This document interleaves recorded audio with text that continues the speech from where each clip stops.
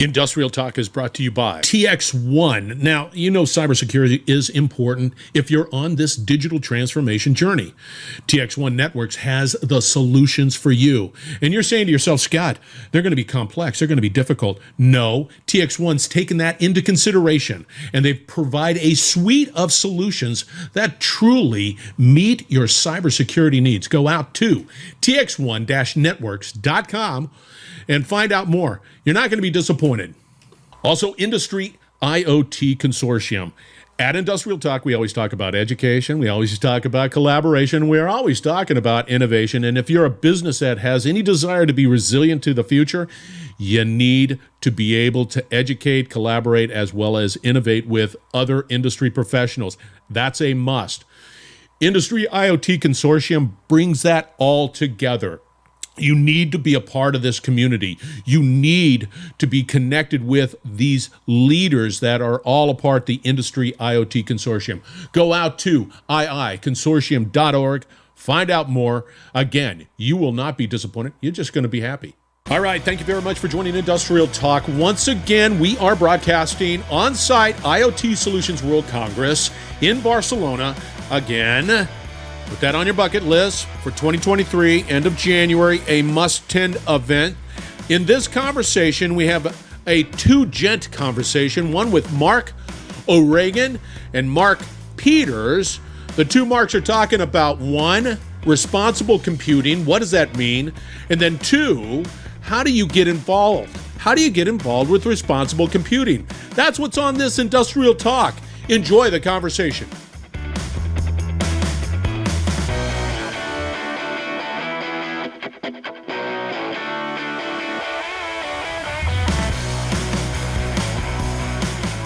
You guys having a good conference? It's a lovely place and interesting things to see and to experience. Great time, thank you. Good. That's what I want. That's exciting. Now, for the listeners, let's start with you, Marc O'Regan. Give us a little background on who you are. Sure. So, first and foremost, thanks a million for having us on, Scott. The pleasure's all mine. Really Don't even begin that. So, my name's Marc O'Regan. I am a CTO for Dell Technologies. I'm the CTO for Europe, Middle East, and Africa. My background is distributed computing. Distributed architecture, that's right, sir. And that takes in things like high-performance computing, edge architecture, things of that nature. I guess my responsibility for Dell Technologies is to observe emerging technology and make sure that the future strategy of the organization is going where it needs to go and is aligned directly to our office of the CTO. Yeah, there's emerging technology out there. You're at a great conference for that. That's for doggone sure, without a doubt. Now, for you, Mark, number two, give us a little background on who you are. Yes, Mark Peters. I'm an IBM Distinguished Engineer, so with IBM for quite some time already. Different responsibilities I'm covering. So I have a day job for sure, but I'm here today mainly because I am leading since more than 2 years initiatives that we have called responsible computing. So I've been doing that as part of the IBM Academy of Technology, bring together a broad range of different participants from IBM, but also linking up with outside IBM organizations to make sure that we are not just drinking our own wine, but making sure that others are validating and engaging together with us in that interesting journey. Okay, so let's venture into responsible computing. Now, you need to help us define what that is. What does that mean? So as I said, responsible computing is something that initiated 2 years ago, approximately now, and it came out of information that we collected from CTO CIOs across EMEA, and we were addressing them through questionnaires, understanding what the future of technology would be.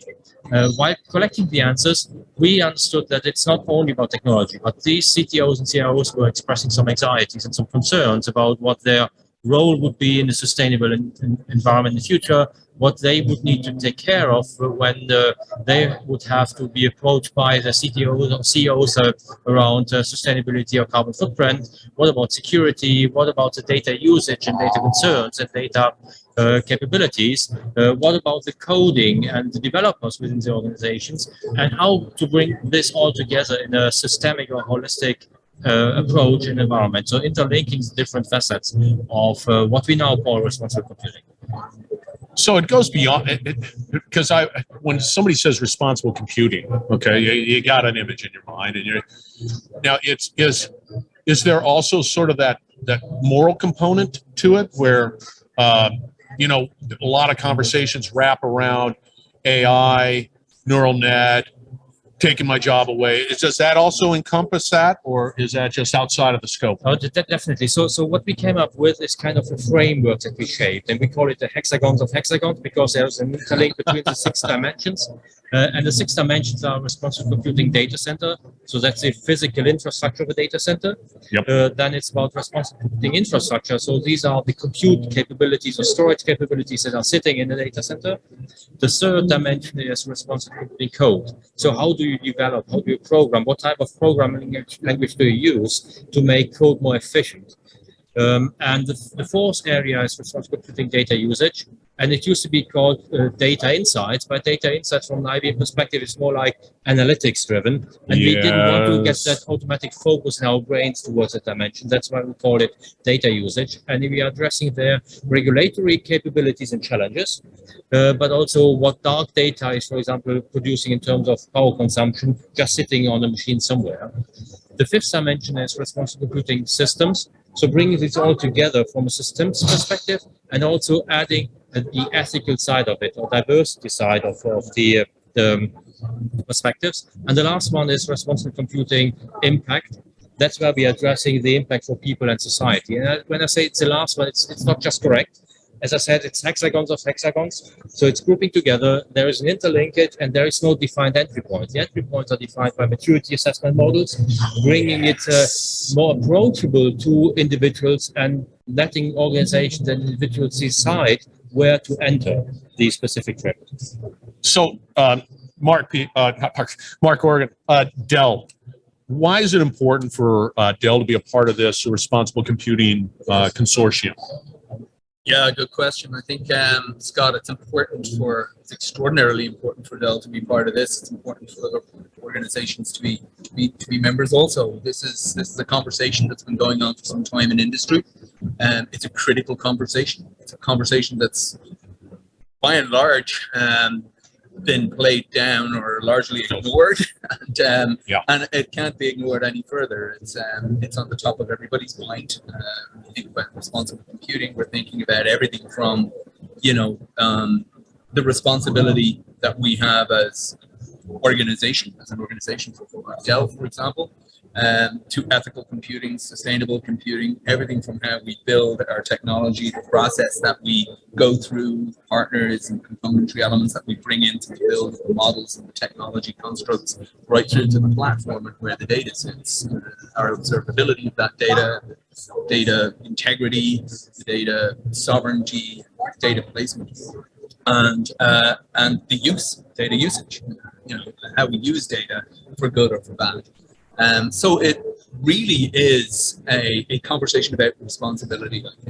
That's responsibility to the technology, responsibility to the data, to the code that Mark mentioned a few moments ago, responsibility to ourselves and to each other.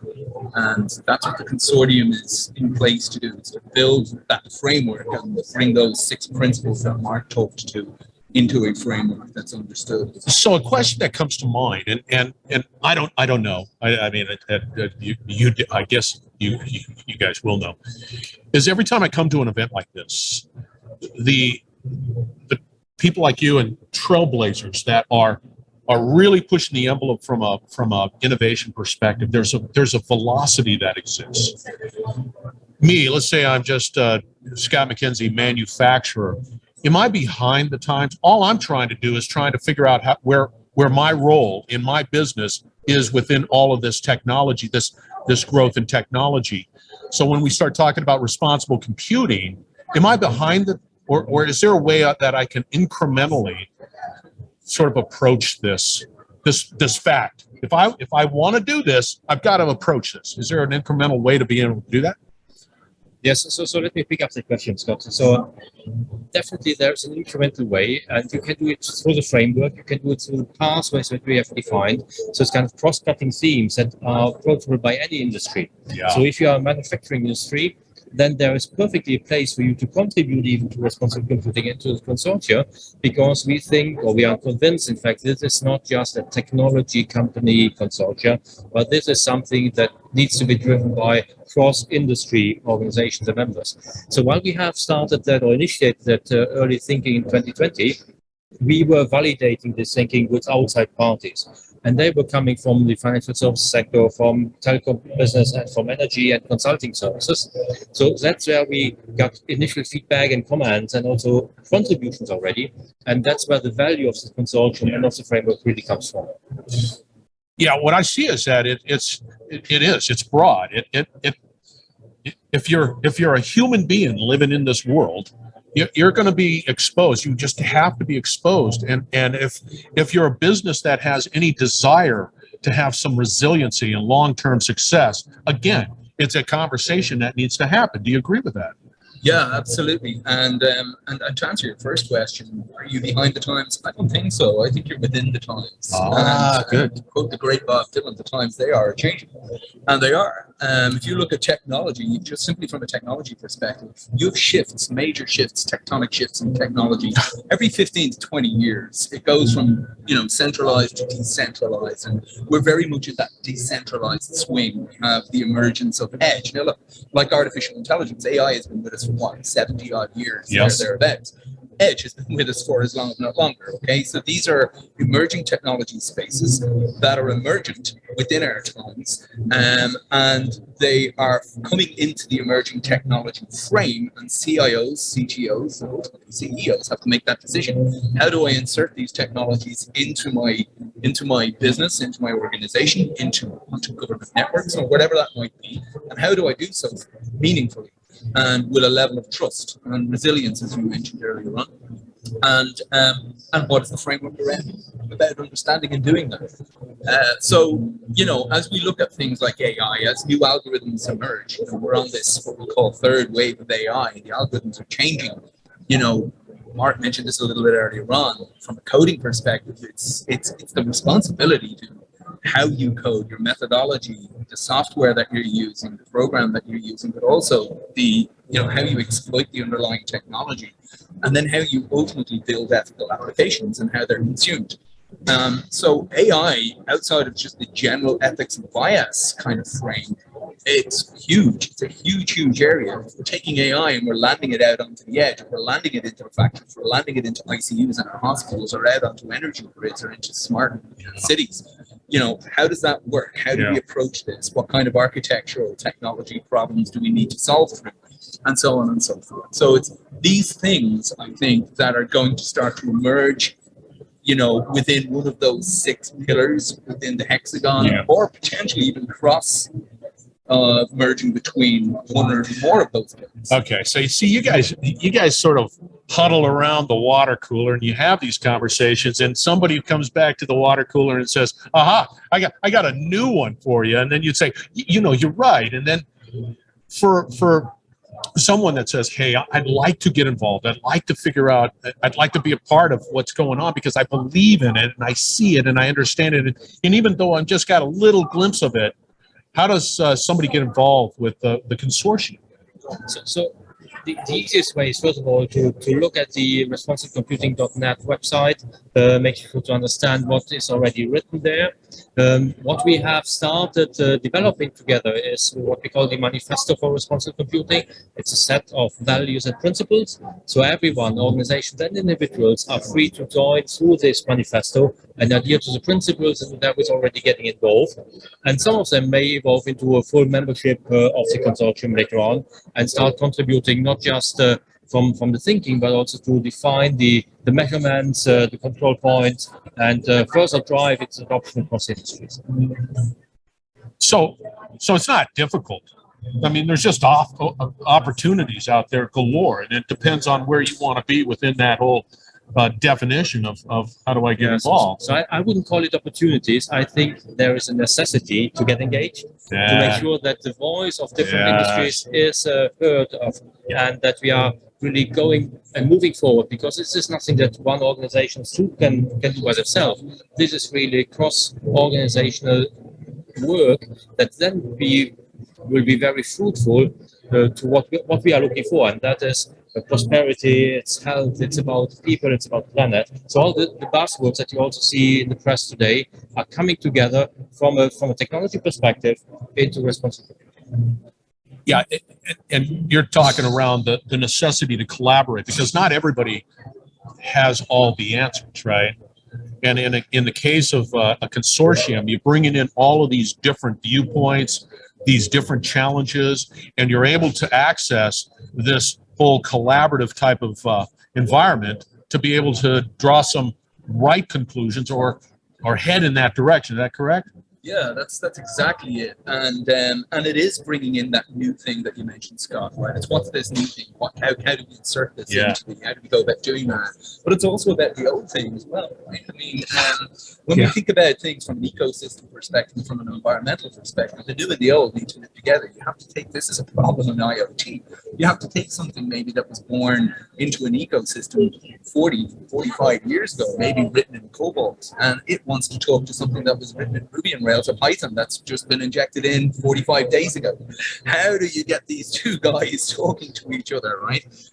It's an extraordinarily difficult thing to do, but I think the value and the power of the consortium is that, we have, partners and members sitting within the consortium that have been through a lot of this and who've solved for a lot of these types of things, and who can actually bring ideas and ideation into the different work streams. At Dell, for example, we would have built and powered some of the biggest, most efficient data centers and cloud platforms worldwide. And, the techniques and approach that we used to do that, started with the compute element and how we could actually take something that was 1 unit high and had 2 central processing units into maintaining that U height, but bringing in 8, or even 12 central processing units while maintaining 2 power supplies in the back of it. Now, there was a myriad of different challenges that came into that. What do we, as we take, the lid off the server node and we look across the planar of the compute construct, what can come out? We got to make room for different components in here, because we've obviously got to shrink components. So, shrinking CPU dies, shrinking DRAM modules, taking out VGA cards that aren't used and so on and so forth, and then making for a better and more efficient airflow across the planar of the actual compute construct. And then understanding the efficiency levels of each individual component that you choose to put into the construct, and then you distribute that across, an entire landing zone of a data center or availability zone of the data center. That's at the compute level. Then at the actual data center or cloud level itself, it's the power usage efficiency, so the energy coming into the facility, divided by the energy going out of that facility. So what is the compute consuming, and what do you do with the residual heat? In one instance, in a data center in Dublin, quite a large one I might add, we took that heat and we used it to help purify water, drinking water for, the greater western area of Dublin, which is the capital of Ireland. So these are just small examples of techniques and things that may arise. They may not within a work stream or within. But really, what you're saying is that here it is. We don't even know what type of use cases that can come out of the result of going in this direction. And then if you're if you're going in that direction, you discover new use cases, such as the purification of water, using the heat associated with that is generated to do that. So but this is it, and I think we don't know. But what we do know is that if you're a bank, you're going to want to get closer to the data, and that data equals wealth, and that wealth equals your business, right? That's your responsibility. Wow. If you're a factory, you want to get your compute construct and your artificial intelligence model, for example, as close to the sensor or to the pump or actuator or to an alarm system. And if you're a healthcare provider or a hospital, you want to get that capability as right into the back of an ambulance, or in some cases even onto or into a patient. They're different things. They're different use cases, but the pillars and principles tend to be the same. And you're compressing the time. You're just compressing time from realization to action or whatever it might be, and then some. All right. You know we can talk about this all day long. How do people get a hold of you, Mark? Oh, people can always reach out to me through LinkedIn, for example. Well, I'm going to have his direct link to Mark Peters' LinkedIn. So reach out to him on Industrial Talk. Mark, too. Running so fast, you can get me by the little toe. The left one usually is quite successful. If that fails, you can get me at Red Dog Mark. It's my Twitter handle, and again on LinkedIn. Oh, you guys are great.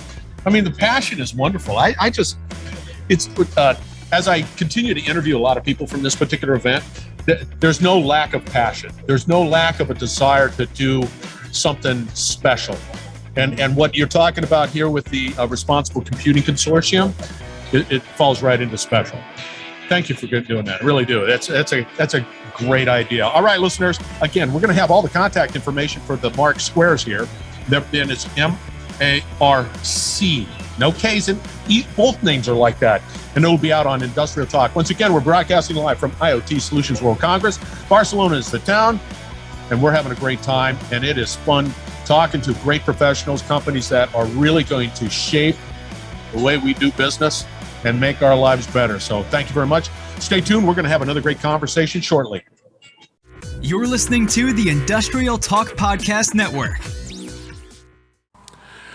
All right, once again, thank you very much for joining Industrial Talk, and a hearty thank you to Marc O'Regan and Mark Peters. As you can tell, thoughtful individuals focused on solving today's challenges in industry, right there, right now.